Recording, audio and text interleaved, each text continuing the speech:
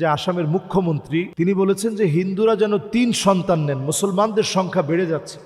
তারা আমাদের সংখ্যা নিয়ে এখন শঙ্কিত হয়ে গেছে, অথচ আমরা মুসলমানেরা তাদের পাতা ফাঁদের মধ্যে আমরা পা দিই।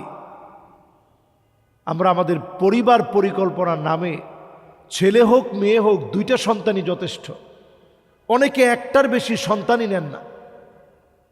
অথচ আল্লাহ রাব্বুল ইজ্জাতুল জালাল আপনাকে আমাকে সবাইকে খাওয়ান, রিজিকের মালিক তো আল্লাহ রাব্বুল আলামিন। কতটুকুন আপনি খাবেন, কদারাম মাকদুরা, সব আল্লাহ লিখে রেখেছেন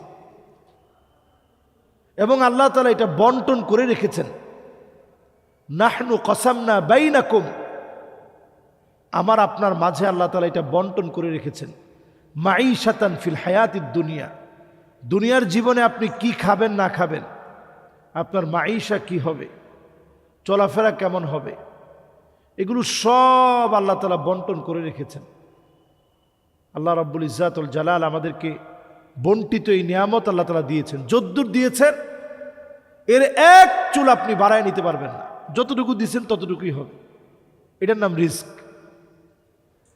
এরপরও দেখেন আমরা আমাদের সন্তানদেরকে নিয়ে শঙ্কিত হই, তারা কি খাবে, রিজিকের ফয়সালা কি হবে। কিন্তু আলহামদুলিল্লাহ আশার আলো হচ্ছে এখানে যে এখন অমুসলিমরা পর্যন্ত মনে করতেছে যে মুসলমানের সংখ্যা বেড়ে যাচ্ছে। নবীজি আমাদেরকে নিয়ে আল্লাহর কাছে গর্ববোধ করবে সেদিন। আল্লাহর কাছে নবীজি সেদিন গর্ব করে বলবে, ফাইন্নী মুকাসিরু বিকুমুল উমাম। আয় আল্লাহ একটু তাকায় দেখেন, এই সব আমার উম্মত। সেদিন আমাদের ব্যাপারে নবীজি আল্লাহর কাছে গর্ববোধ করবে, আল্লাহর সামনে গর্ব করবে যে আল্লাহ এই সব আমার উম্মত। কি পরিমাণ নবীর উম্মত হবে, হাদিসের মধ্যে আসছে আল্লাহর জান্নাতে 120টা কাতার হবে। সামানুনা মিন উম্মতি, নবীজির উম্মত দিয়ে 80টি কাতার আল্লাহ তাআলা ভরে দিবেন।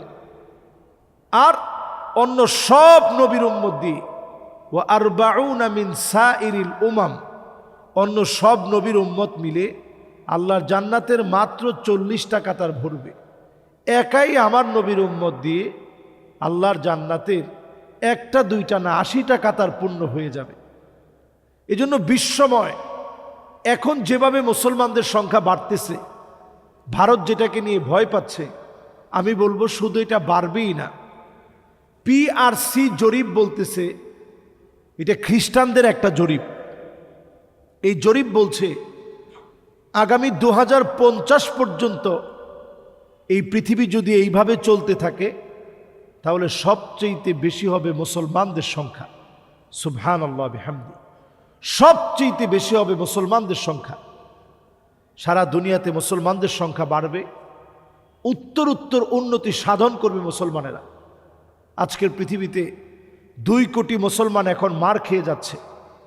20 কোটি মুসলমানের মাথার উপরে ছাদ নাই।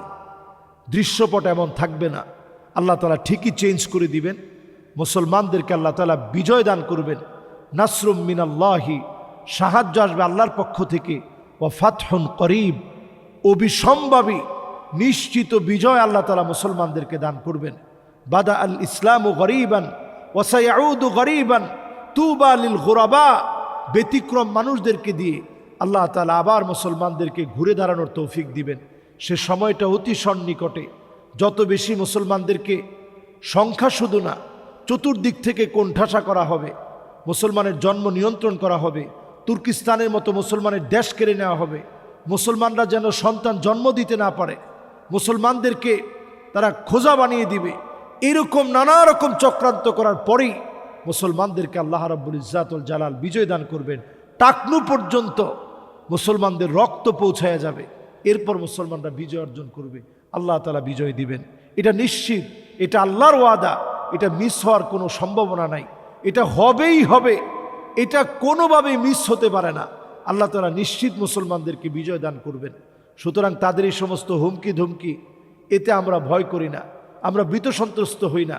আমরা তো সেই জাতি, ইখতিয়ার উদ্দিন মোহাম্মদ বখতিয়ার খিলজি 17 জনকে নিয়ে বিজয় অর্জন করেছে।